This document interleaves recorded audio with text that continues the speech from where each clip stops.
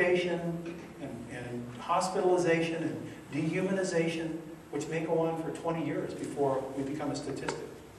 But somehow, there's a different mentality that has to rise up in our culture. Because if we believe that the solution is going to be to prevent disease and manage disease with a new-to-nature molecule, that's chasing an elusive tail. That Randy Girdle, with his epigenetics, that I interviewed him today, would tell us, you're going down the wrong path. Let me close, and then I'll take some questions with one last concept.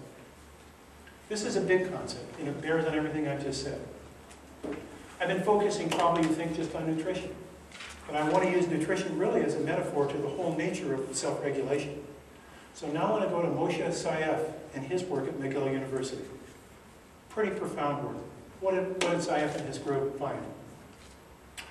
They took rats, which are known lab rats, to have two types of personalities. The common lab rats are used to being handled.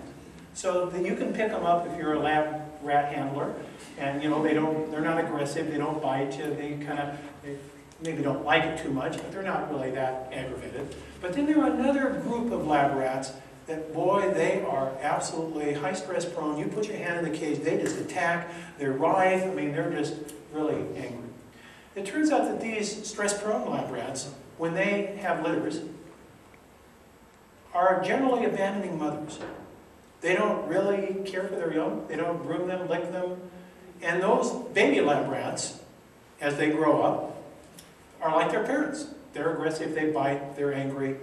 People in animal biology hate these animals, right?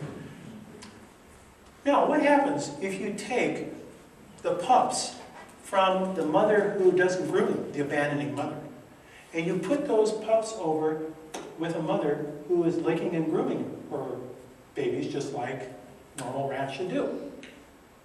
Well, what happens is when those babies grow up, they're not aggressive, they're not stress prone, and you can handle them fine. Now let's take the babies from the mothers that were grooming them and put them over here with the mothers that were abandoning them. And what happens when they grow up?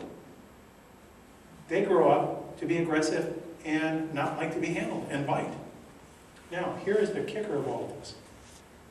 Moshe Saif has then gone and analyzed the sequence of the epigenome in these animals, asking, did you actually change the genetic pattern of how their book of life was expressed by handling or not handling these animals, by giving them love and affection, licking them and grooming them?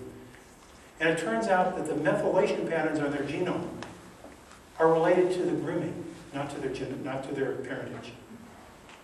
They lock in a genetic pattern of high stress by altering the way their genes are expressed that stays with them like post-traumatic stress syndrome.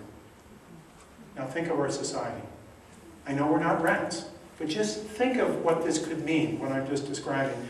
If, in fact, our overall environment was influencing rapidly, way faster than you get a natural selection, where it takes millennia to change genes by mutations and select them, the Darwinian model. That's a slow process, like slow water torture. Here we're talking about things that can happen in real time in less than a generation. And then ask yourself, do you see patterns of dysfunction occurring? Where is ADHD coming from in our society? What happens if we bombard our children with violence?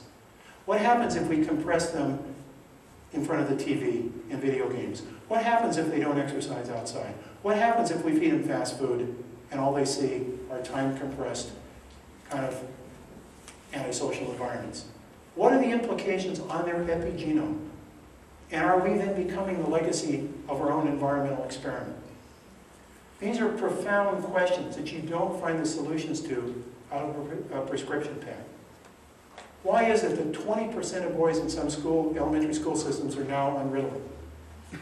Why is it that in some metropolitan areas in this country, 30% of adults are on SSRIs, or mood-altering drugs for depression?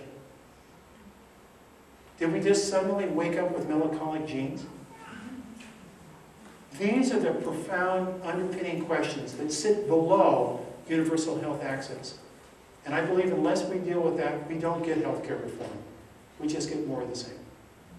Thanks, and I'll take your questions.